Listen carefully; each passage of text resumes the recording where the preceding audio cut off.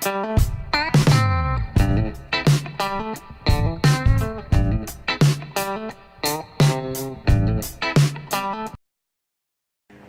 지금 이제 UN 여기 어디죠? UN 평화기념관에 내부에 들어와서 안에 전시관, 이제는 또 독립을 맞이하고 1950년 6월 25일 날 이 6.25 전쟁이 일어나는 그 가운데서 앞에는 일제시대의 강제 동원, 그리고 거기 연결되는 이 UN 평화기념관에 와서 그 내역들을 살펴볼 수 있는 좋은 코스입니다. 그렇죠. 다시 이제 1950년 6월 30일 날 갑작스러운 북한군의 공격으로 이제 계속적인 강화 후퇴를 반복하게 되죠. 하면서 갑자기 38도선 밑으로 여기 있는 이 서울을 함락당하고 쭉쭉 내려오죠. 그게 이제 7월 15일 날 이제 홍성과 청주, 제천, 이 울진 함락까지 쭉 내려오게 되죠. 또 여기 부산이 또 중요한 역할을 또 취하니까 여기에 UN 평화기념관이 이렇게 있는 것 같습니다. 그래서 결국은 1950년 8월 달에 우리나라가 부산, 인시장구까지 낙동강 방어선까지 다 밀리게 되죠. 그러면서 부산 교두보 작전이라는 것을 실행하게 되는데, 교두보 작전은 이제 부산을 총 반격의 교두보로 삼는다. 부산부터 이제 방어를 한다. 부산에서 최후 방어선인 부산에서 밀고 올라가는 작전들을 펼치는 게 이제 그렇고요. 여기에서 마산, 남해는 마산, 그리고 위에는 대구를 포함한 낙동강 방어선을 사수하면서 전쟁의 이제 역습을 노려본다는 게 이제 부산 교두보 작전입니다. 개인적으로 저는 이 라인을 따라서 유해 발굴단에 군대에 다닐 때 있을 때 이 라인의 중점적인 전적지니까 여기에 가장 많은 유해들이 있었어요. 많이 희생한 분들이, 전사자분들이 많아서 대구와 대구 803 지구, 그리고 창원, 마산, 그리고 해병대가 있는 포항 이쪽 권역에 제가 유해 발굴단 있을 때 중점적으로 발굴했었습니다. 그렇죠. 이런 것들 미군이 참여하면서 공중 지원이라든지 이런 것들, 나중에는 이제 부산항에 이런 이제 항공모함이라든지 이런 군수 물자들이 도달을 하게 되고요.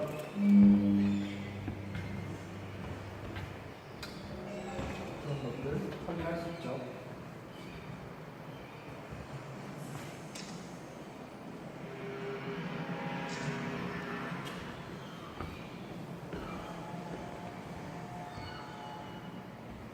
이게 이제 예전의 부산 모습이라고 보면 되는데요. 일제 강점기를 통해서 부산은 비약적인 이제 근대화를 이제 경험하게 되는데, 하면서 부산 항 근처에 이제 부산역과 세관 이런 것들이 일제시대 때 수탈의 목적으로 조성이 된 거죠. 그리고 나중에 이제 6.25 전쟁 때는 요 부도에서는 이제 군수 물자라든지 미군 이러한 이제 그런 것들 지원을 받는 통로로, 유엔군과 미군을 지원받는 통로로 활용이 되게 되는데 중요한 역할을 하게 되죠. 부산 항과 부산역과 이 초량강 일대가. 그리고 이 부산 교두보 작전이 이제 성공이 되는 계기가 인천 상륙 작전이죠. 우리가 잘 알고 있고 영화로도 이런 것들이 많이 나와 있지만 9월 15일 날 이제 인천 상륙 작전이 일어나면서 이 서울 지방과 이 경기도권을 수복하게 되는 그런 역할을 합니다. 여기에서 유엔군이 주도적인 역할을 하죠. 인천 상륙 작전이 어떻게 일어나는지 상하고 메가드 장군이 썼던 그런 유품들,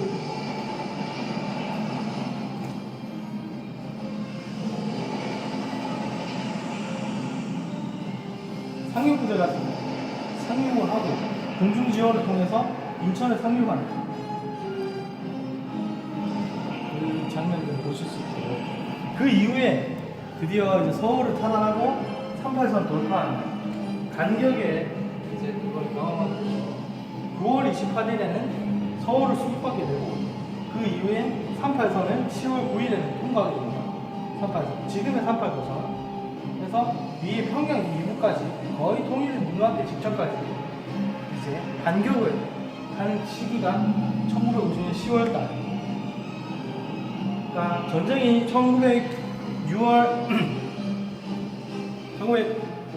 6월 25일 날 6.25 전쟁이 나가고, 서울을 이제 뺏겼다가 부산과 대구가 이런 방어선에서 10월달 되면 이제 반격을 하는 그런 시기로 넘어갈 수 있는 걸 볼 수 있습니다. 3개월 만에 이제 이런 서울을 수복하는 과정들, 그리고 9월 28일 되면 서울을 아직 탈환하고 38선을 돌파, 북진을 하죠.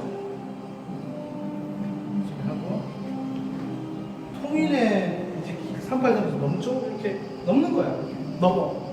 그래서 유명한 사진이 있죠. 국군이 이제 38도선 넘는 이렇게 멈춘 사진이 이렇게 있는 걸 알고 있는데, 그래서 이제 통일을 향해 북진을 하고 있습니다. 하지만 여기서 이제 중점적으로 다루지 않았다면은 저희 민족의 아픔과 피해였죠. 그 3개월, 짧은 3개월 동안 서울을 함락당하는 과정 속에서 수많은 이제 수많은 이산 가족들이 생기게 되죠. 그리고 유엔군과 한국군은 평양을 입성을 하고 압록강변을 이렇게 깃발을 꽂아요. 이때까지만 해도 통일이 거의 될 줄 알았죠. 거의 끝날 것만 같은 전쟁. 그래서 압록강변의 초산 해산진에 10월 21일 경에 이르게 됩니다. 그러니까 전쟁이 이제 반격을 시작하면서 거의 내년은 통일하겠다, 51년은 통일하겠다는 감정이 드는데, 여기서 영화처럼 뭐가 등장하죠? 뭐죠? 물량 공세가 시작됩니다. 그래서 뒤를 돌아보시면 거기에 해당되는 내용들이 나오게 되죠. 역사가 스포일러라서 이런 내용들은 모두가 다 알고 있을 겁니다. 중공군이 참여하게 되죠. 이 중국군이 10월 19일 날 참여를 하게 되면서 이게 또 밀려 내려와요. 이날 전술을 아시죠? 많은 사람들이 죽으면은 그 뒤에 있는 사람 총을 주워가지고 막 내려오는 거야. 그냥 사람들이. 이 당시에 중국군이 30만 명이에요. 30만 명이 압록강을 건너서 북한군으로 진입하게 되고 평양을 이제 철수하게 되죠. 11월 4일 날. 그리고 흥남 철수 작전. 흥남 철수가 이쪽 부근에서 밑으로 내려오게 되는 작전하고, 또다시 서울을 뺏기고, 또다시 1951년 1월 4일 날 또다시 서울을 뺏기게 돼요. 어마어마한 사람들이 30만 명이 그냥 내려오니까 전쟁이 끝날 것 같았고, 이 당시 유엔군과 한국 군대는 이 통일에 대한 기쁨이 가득 차 있었고 피로도도 물론 상당했겠죠. 어찌 보면은 그 짧은 기간 내에 국토의 끝까지 전쟁을 통해서 쭉 올라갈 수 있었으니까 기대도 안 했고 생각도 안 했던 중공군이 갑자기 내려오게 되니까 결국은 1월 4일날 1951년 1월 4일날 서울이 함락되게 됩니다. 결국은 그러면서 저희 민족의 아픔들을 더 심하게 되죠.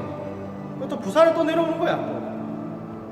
부산에서 올라갔던 피난민들이 이제 다시 내려오고 그런 과정들을 겪게 됩니다.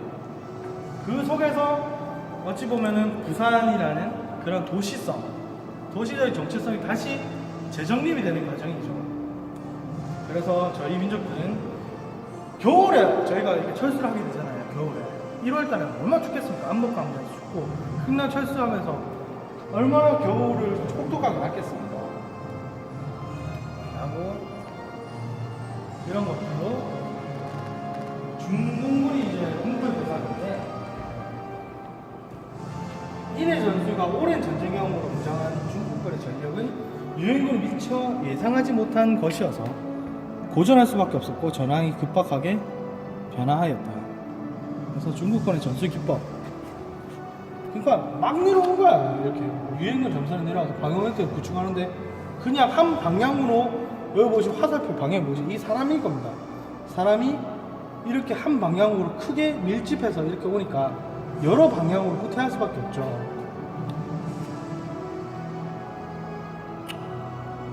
그렇죠. 그래서 흥남철수, 이게 영화의 국제시장 아시죠? 국제시장에 이 장면이 나오죠. 국제시장에 남매가 같이 손을 잡고 내려오다가 잃어버리게 되죠. 그죠? 그런 아픔 속의 과정들, 이게 흥남철수 과정인데요. 흥남철수 12월 50일에 말을 많이 하다 보니까 1950년 12월 달에 흥남철수 구두로 모여든 피난민 10만 명을 이제 미상선 메리더스 빅토리아 호에 세워게 되는데, 모든 물품을 바다에 던져버리고 1만 4천 명의 피난민들을 후송하는 그런 작전이 벌어지게 되죠. 이 배에서 태어난 역사를 가지고 있는 아기도 있죠. 이 배가 피난민들을 태우기 위해서 이 내린 결정이 어찌 보면은 많은 이제 전쟁터에서 희망을 싹 트는 그 결정한 사람이 여기 있죠. 러셀 브레이즈델 중령. 이분은 이거에 상관없이 나중에 유모차 수송 작전이라는 작전을 실시를 하는데, 그게 이제 제주도로 피신시키고 전쟁고아 구출 작전이라 해서 수많은 전쟁고아들을 이제 수송하는 작전을 펼치게 됩니다. 그러면서 누군가는 반드시 해야 할 일이 있습니다라고 명령 불복종을 하면서 하는 얘기가 이러한 명언을 하게 되죠.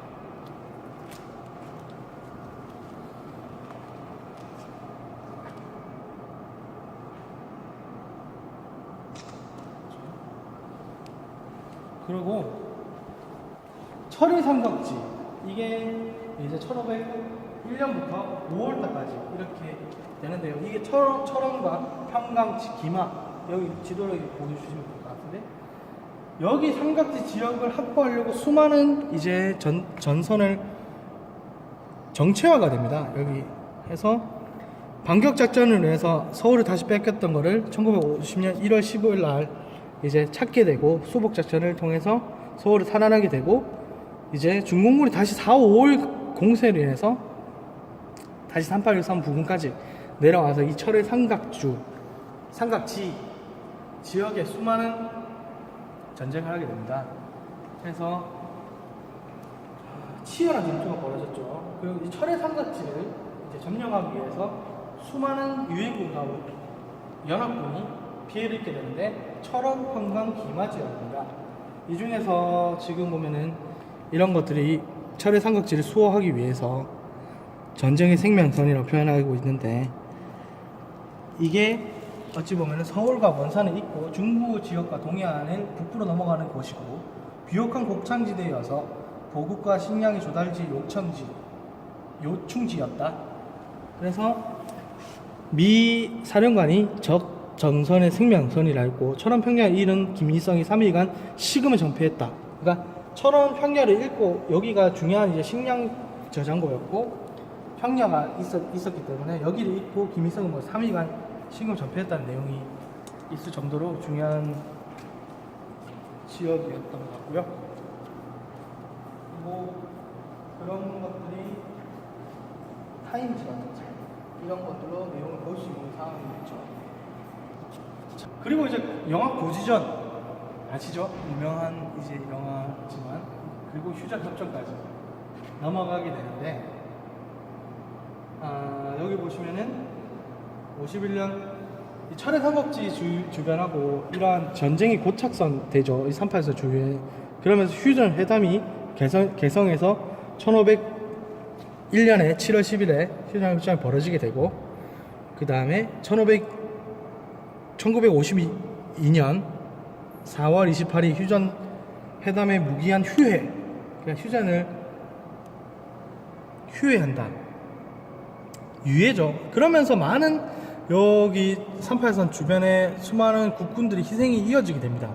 좀 더 넓은, 좀 더 한 평이라도 더 넓은 이제 지역을 차지하기 위한 이제 거점이 저희 민족 간의 아픔으로 고지전이라고 표현하는 이 수많은 전투와 전쟁을 통해서 수많은 희생이 이어지게 되고, 결국엔 1553년 7월 27일에 휴전협정이 조인돼서 아직까지 저희는 휴전국이죠. 저희 나라는 분단국가이면서도 아직까지 전쟁이 안 끝난 세계에서 유일한 휴전국가입니다.